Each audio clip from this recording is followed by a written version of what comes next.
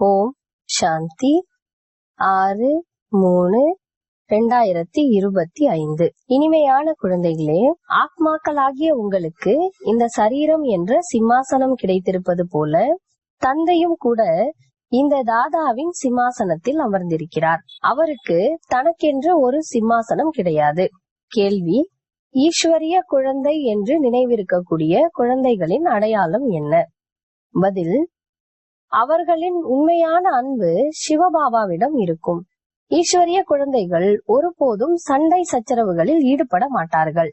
அவர்களுக்கு கெட்ட பார்வை ஒருபோதும் இருக்க முடியாது. பிரம்மா குமார் குமாரி, அதாவது சகோதர சகோதரி ஆகிவிட்டால் அழுக்கான பார்வை செலுத்த முடியாது.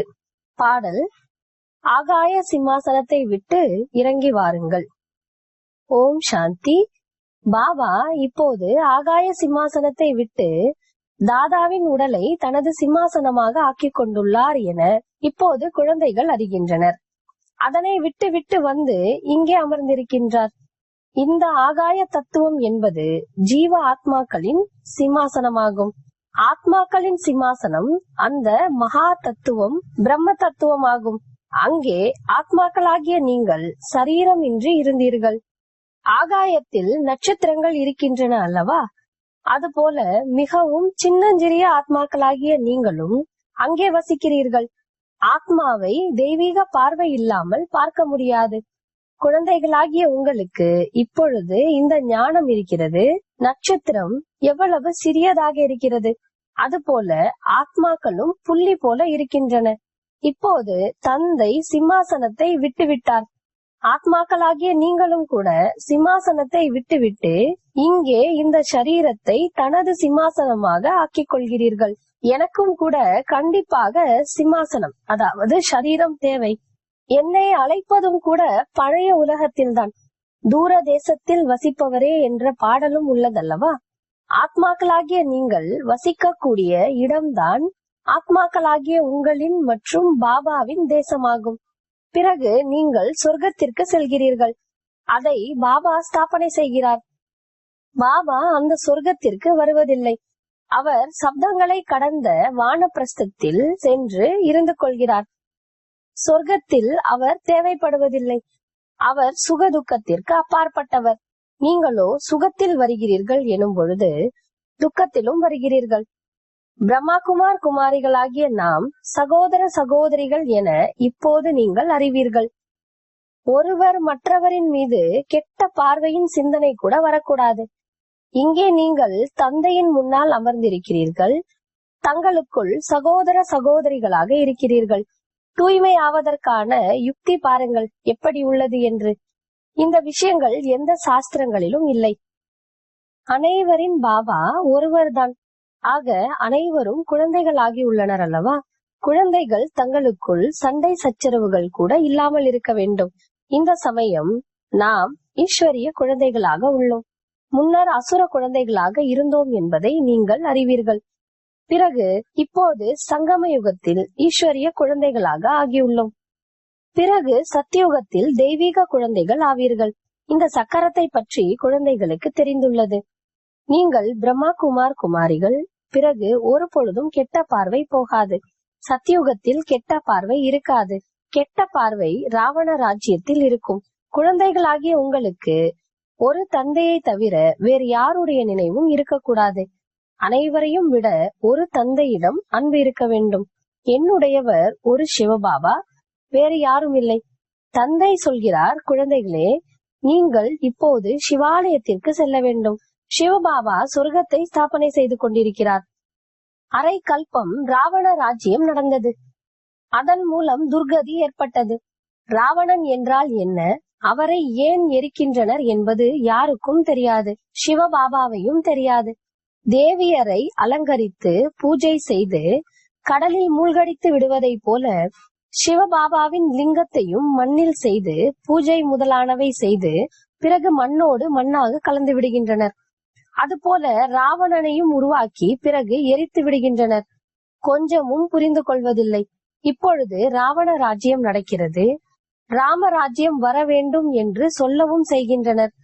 காந்திஜியும் கூட ராமராஜ்யத்தை விரும்பினார் எனும் பொழுது அதன் அர்த்தம் இப்பொழுது ராவண ராஜ்யம் உள்ளது என்பதல்லவா?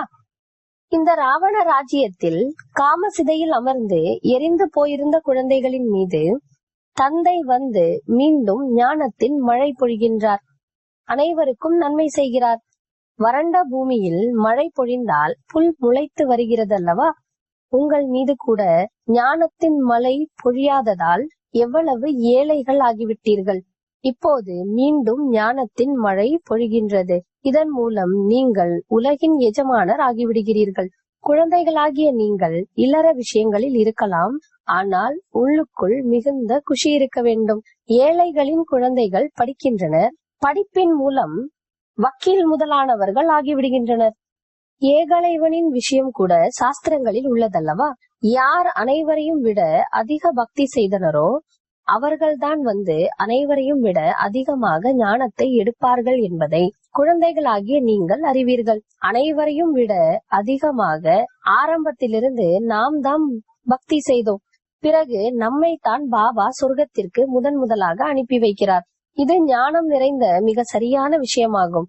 மிக சரியாக நாம் தான் பூஜைக்குரியவர்களாக இருந்தோம்.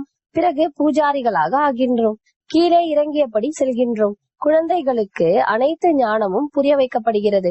இந்த சமயத்தில் இந்த முழு உலகமும் நாஸ்திகர்களாக உள்ளனர். தந்தையை பற்றி தெரியாது தெரியாது தெரியாது என சொல்லிவிடுகின்றனர். இன்னும் போக போக இந்த சந்நியாசி முதலான அனைவரும் வந்து கண்டிப்பாக ஆஸ்திகர்களாக ஆவார்கள். யாரோ ஒரு சந்நியாசி வந்து விட்டால் மட்டும் அவர் மீது நம்பிக்கை வைக்க மாட்டார்கள். இவர் மீது பிரம்மா குமாரிகள் மந்திரத்தை போட்டு விட்டார்கள் என்று சொல்லிவிடுவார்கள். அவருடைய சீடரை அரியாசனத்தில் அமர்த்திவிட்டு அவரை விரட்டி விடுவார்கள். இப்படி நிறைய சன்னியாசிகள் உங்களிடம் வந்தார்கள், பிறகு காணாமல் போய்விடுகின்றனர். இது மிகவும் அதிசயமான நாடகம். இப்போது குழந்தைகளாகிய நீங்கள் ஆரம்பத்திலிருந்து தொடங்கி இறுதி வரை அனைத்தையும் அறிவீர்கள்.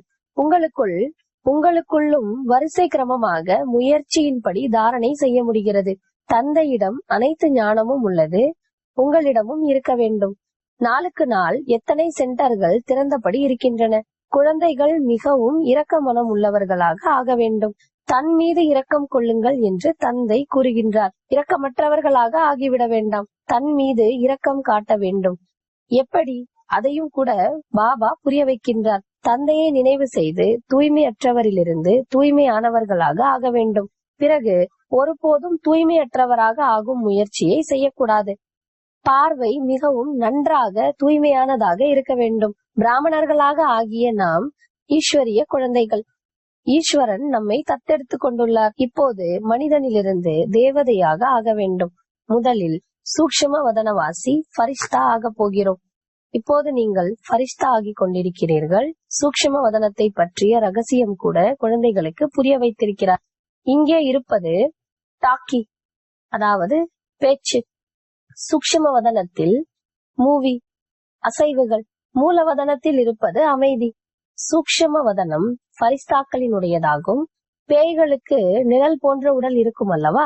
ஆத்மாவுக்கு சரீரம் கிடைக்காவிட்டால் அலைந்து கொண்டிருக்கும். அது பேய் என்று சொல்லப்படுகிறது. அதை இந்த கண்களால் கூட பார்க்க முடியும். பிறகு இவர்கள் சூக்ஷ்ம வதனவாசி ஃபரிஸ்தாக்கள். இந்த அனைத்து விஷயங்களும் மிகவும் புரிந்து கொள்ள வேண்டியவை ஆகும். மூலவதனம், சூக்ஷ்ம வதனம், ஸ்தூல வதனம், இதன் ஞானம் உங்களுக்கு உள்ளது. நடந்து சுற்றியபடி புத்தியில் இந்த அனைத்து ஞானமும் இருக்க வேண்டும். நாம் உண்மையில் மூலவதனத்தில் வசிப்பவர்கள். இப்போது நாம் அங்கே சூக்ஷ்ம வதனத்தின் வழியாக செல்ல போகிறோம். பாபா சூக்ஷ்ம வதனத்தை இந்த சமயத்தில் தான் படைக்கிறார். முதலில் சூக்ஷ்மம், பிறகு ஸ்தூலம், அதாவது பௌத்திக உலகம் தேவைப்படுகிறது. இப்பொழுது இது சங்கம யுகம். இதனை ஈஸ்வரிய யுகம் என்று சொல்வோம். அதனை சத்தியுகம், தெய்வீக யுகம் என்று சொல்வோம். குழந்தைகளாகிய உங்களுக்கு எவ்வளவு குஷி இருக்க வேண்டும். கெட்ட பார்வை இருந்தால் உயர்ந்த பதவி அடைய முடியாது. இப்போது நீங்கள் பிராமணியராக இருக்கிறீர்கள் அல்லவா? பிறகு வீட்டிற்கு சென்றவுடன் மறந்துவிடக் கூடாது. நீங்கள் கெட்ட தொடர்பில் வந்து மறந்து விடுகிறீர்கள். அன்னப்பறவைகளாகிய நீங்கள் ஈஸ்வரிய குழந்தைகள். உங்களில் யாருக்குள்ளும் அந்தரங்கமான அழுக்கு இருக்கக்கூடாது. அழுக்கு இருந்தது என்றால் மோகப்பற்று மிக்க குரங்குகள் என்று சொல்வார்கள். அனைவரையும் தூய்மைப்படுத்துவதே உங்கள் தொழிலாகும். நீங்கள் உலகை சொர்க்கமாக்குபவர்கள். அந்த ராவணனின் அசுர குழந்தைகள் எங்கே? ஈஸ்வரிய குழந்தைகளாகிய நீங்கள் எங்கே? குழந்தைகளாகிய உங்களுக்கு தனது நிலையை ஒரே சீராக ஆக்கிக் கொள்ள அனைத்தையும் பார்த்தபடி பார்க்கவே இல்லை என்பது போல இருக்கக்கூடிய பயிற்சி செய்ய வேண்டும். இதில் புத்தியை ஒரே சீராக வைப்பது என்பது தைரியத்தின் விஷயமாகும். முழுமை அடைவதில் முயற்சி தேவைப்படுகிறது. சம்பூர்ணமாவதில் நேரம் தேவைப்படுகிறது. கர்மாத்தீத், கர்மங்களை வென்ற நிலை ஏற்படும் பொழுது அந்த பார்வை அமைகிறது. அதுவரை ஏதாவது ஒரு ஈர்ப்பு இருந்து கொண்டுதான் இருக்கும். இதில் முழுக்க முழுக்க விடுபட்டவர்களாக இருக்க வேண்டும். வழி தெளிவாக இருக்க வேண்டும். பார்த்து கொண்டிருந்தாலும் நீங்கள் பார்க்கவே இல்லை. இப்படிப்பட்ட பயிற்சி யாருக்கு இருக்குமோ அவர்கள் உயர்ந்த பதவியை அடைவார்கள். இப்போது அந்த நிலை இல்லை. சந்நியாசிகள் இந்த விஷயங்களை புரிந்து கொள்வதும் இல்லை. இங்கே மிகவும் உழைக்க வேண்டியுள்ளது. நாம் கூட இந்த பழைய உலகை சந்நியாசம் செய்து அமர்ந்திருக்கிறோம் என்று நீங்கள் அறிவீர்கள். அவ்வளவே. நாம் இப்பொழுது இனிமையான அமைதியான வீட்டிற்கு செல்ல வேண்டும். உங்கள் புத்தியில் இருக்கும் அளவு வேறு யாருடைய புத்தியிலும் இல்லை. இப்போது திரும்பி செல்ல வேண்டும் என்பதை நீங்கள் தான் அறிவீர்கள்.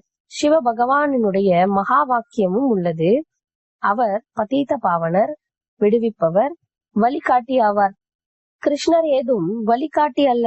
இந்த சமயத்தில் நீங்களும் கூட அனைவருக்கும் வழிகாட்ட கற்கிறீர்கள். ஆகையால் உங்களுக்கு பாண்டவர்கள் என்று பெயர் வைக்கப்பட்டுள்ளது. நீங்கள் பாண்டவ சேனையாக உள்ளீர்கள். இப்போது நீங்கள் ஆத்ம அபிமானி ஆகியுள்ளீர்கள். இப்போது திரும்பி செல்ல வேண்டும். இந்த பழைய உடலை விட வேண்டும் என அறிவீர்கள். பாம்பின் உதாரணம், குளவியின் உதாரணம், இவை அனைத்தும் இந்த சமயத்தில் உங்களுடையதாகும். நீங்கள் இப்போது நடைமுறையில் அவ்வாறு இருக்கிறீர்கள். அவர்கள் இந்த தொழிலை செய்ய முடியாது. இது சுடுகாடாக உள்ளது. இப்போது மீண்டும் பரிஸ்தானாக தேவதைகளின் வசிப்பிடமாக ஆக வேண்டும். உங்களுக்கு அனைத்து நாட்களும் அதிர்ஷ்டமான நாளாகும். குழந்தைகளாகிய நீங்கள் எப்போதுமே அதிர்ஷ்டமிக்கவர் ஆவீர்கள். குருவாரத்தில் வியாழக்கிழமை அன்று குழந்தைகளை பள்ளியில் அமர்த்துகின்றனர். இந்த வழக்கமும் நடந்து வருகிறது. உங்களுக்கு இப்பொழுது விருக்ஷபதி பாபா படிப்பிக்கிறார். இந்த உங்களின் விருக்ஷபதியின் தசை பிறவி பிறவியாக நடக்கிறது. இது எல்லைக்கப்பாற்பட்ட குரு தசை. பக்தி மார்க்கத்தில் எல்லைக்குட்பட்ட கிரகங்களின் பார்வை நடக்கின்றன. இப்போது எல்லைக்கப்பாற்பட்ட குரு பார்வை ஆக முழுமையான முறையில் முயற்சி செய்ய வேண்டும். இப்போது எல்லைக்கப்பாற்பட்ட குரு பார்வை ஏற்பட்டுள்ளது. ஆகையால் முழுமையான முறையில் முயற்சி செய்ய வேண்டும். லக்ஷ்மி நாராயணர் ஒருவர் அல்லவே, அவர்களுடைய வம்சம் இருக்கும் அல்லவா? கண்டிப்பாக பலர் ராஜ்யத்தை ஆள்பவர்களாக இருப்பார்கள். லக்ஷ்மி நாராயணரின் சூரிய வம்சத்து ராஜ்யம் நடந்தது. இந்த விஷயங்களும் குழந்தைகளாகிய உங்கள் புத்தியில் உள்ளது. எப்படி ராஜ திலகம் இடுகின்றனர் சூரிய வம்சத்தினர், பிறகு சந்திர வம்சத்தை சேர்ந்தவர்களுக்கு எப்படி ராஜ்யத்தை கொடுக்கின்றனர் என்பது கூட குழந்தைகளாகிய உங்களுடைய காட்சியில் தெரிந்தது. குழந்தைகளாகிய உங்களுக்கு காட்சியில் தெரிந்தது.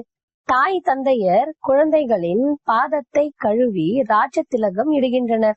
ராஜ்ய பாக்கியத்தை அளிக்கின்றனர். இந்த காட்சிகள் முதலான அனைத்தும் நாடகத்தில் பதிவாகி உள்ளது. இதில் குழந்தைகளாகிய நீங்கள் குழப்பமடைய வேண்டியது இல்லை. நீங்கள் தந்தையை நினைவு செய்யுங்கள். சுயதர்ஷன சக்கரதாரியாக ஆகுங்கள் மற்றும் பிறரையும் ஆக்குங்கள். நீங்கள் பிரம்மா முக வம்சாவளி, சுயதர்ஷன சக்கரதாரி, உண்மையான பிராமணர்கள். சாஸ்திரங்களில் சுயதர்ஷன சக்கரத்தின் மூலம் எவ்வளவு வன்முறைகளை காட்டியுள்ளனர். இப்போது தந்தை குழந்தைகளாகிய உங்களுக்கு உண்மையான கீதையை கூறுகிறார். இதை மரணம் செய்து கொள்ள வேண்டும். எவ்வளவு சகஜமாக உள்ளது. உங்களுடைய தொடர்பு அனைத்தும் கீதையினுடனாகும். கீதையில் ஞானம் உள்ளது, யோகமும் உள்ளது. நீங்களும் கூட ஒரு புத்தகத்தை உருவாக்க வேண்டும். யோகத்தின் புத்தகத்தை தனியாக ஏன் உருவாக்க வேண்டும்? ஆனால் இன்றைய நாட்களில் யோகம் என்பது பெயர் பெற்றதாக உள்ளது. ஆகையால் மனிதர்கள் வந்து புரிந்து கொள்ளட்டும் என்று அந்த பெயரை வைக்கின்றனர். இறுதியில் யோகம் நினைவின் தொடர்பை ஒரு தந்தையிடம் வைக்க வேண்டும் என்பதை புரிந்து கொள்வார்கள். யார் கேட்கின்றனரோ அவர்கள் பிறகு தமது தர்மத்தில் வந்து உயர்ந்த பதவியை அடைவார்கள். நல்லது. இனிமையிலும் இனிமையான காணாமல் போய் கண்டெடுக்கப்பட்ட செல்லமான குழந்தைகளுக்கு தாயும் தந்தையுமாகிய பாப் தாதாவின் அன்பு நினைவுகள் மற்றும் காலை வணக்கம். ஆன்மீக குழந்தைகளுக்கு ஆன்மீக தந்தையின் நமஸ்காரம். ஆன்மீக தந்தைக்கு ஆன்மீக குழந்தைகளின் அன்பு நினைவுகள் மற்றும் காலை வணக்கம், நமஸ்காரம். தாரணைக்கான முக்கிய சாரம்: தன் மீது தானே இரக்கம் கொள்ள வேண்டும். தமது பார்வையை மிகவும் நல்லதாக, தூய்மையாக வைக்க வேண்டும். ஈஸ்வரன் மனிதனிலிருந்து தேவதை ஆக்குவதற்காக தத்தெடுத்துள்ளார். ஆகையால் தூய்மை இழந்து போவதற்கான சிந்தனை ஒருபோதும் வரக்கூடாது. சம்பூர்ணமான கர்மாத்தீத் நிலையை அடைவதற்காக எப்போதும் விடுபட்டு இருக்கக்கூடிய பயிற்சி செய்ய வேண்டும். இந்த உலகில் அனைத்தையும் பார்த்தபடி இருந்தாலும் பார்க்காமல் இருக்க வேண்டும்.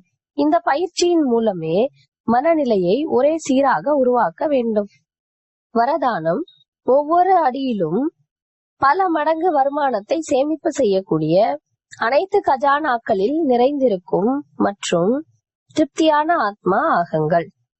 எந்த குழந்தை பாபாவின் நினைவில் இருந்து ஒவ்வொரு அடி எடுத்து வைக்கிறார்களோ அவர்கள் அடி அடியிலும் பல மடங்கு வருமானம் சம்பாதிப்பவராக இருக்கிறார்கள்.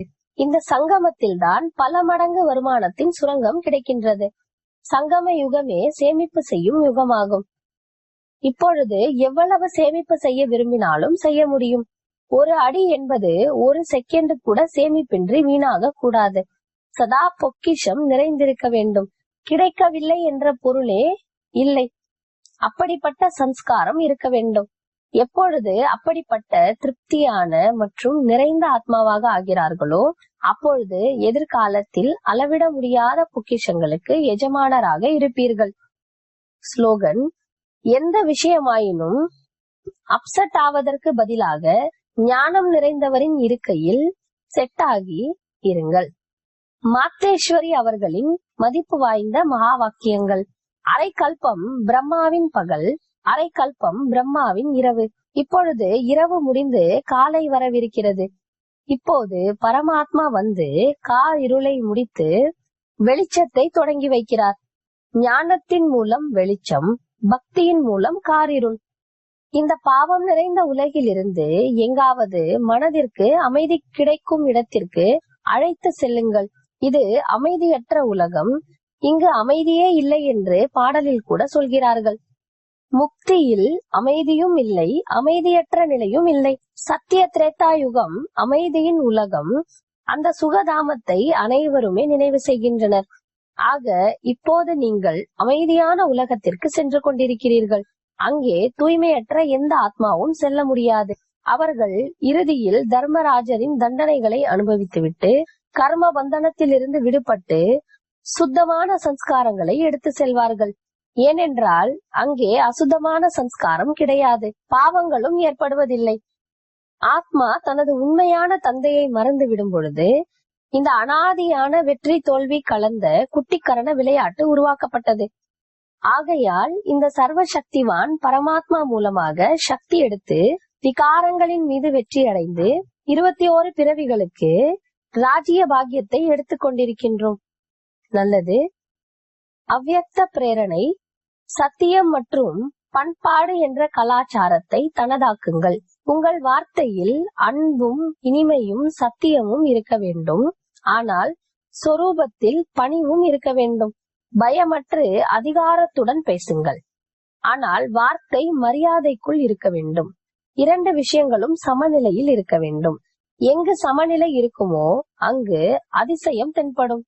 மற்றும் அந்த சப்தம் கடுமையாக இன்றி இனிமையாக இருந்தால் அதிகாரம் மற்றும் பணிவுத்தன்மையின் சமநிலையின் அதிசயத்தை காண்பியுங்கள்.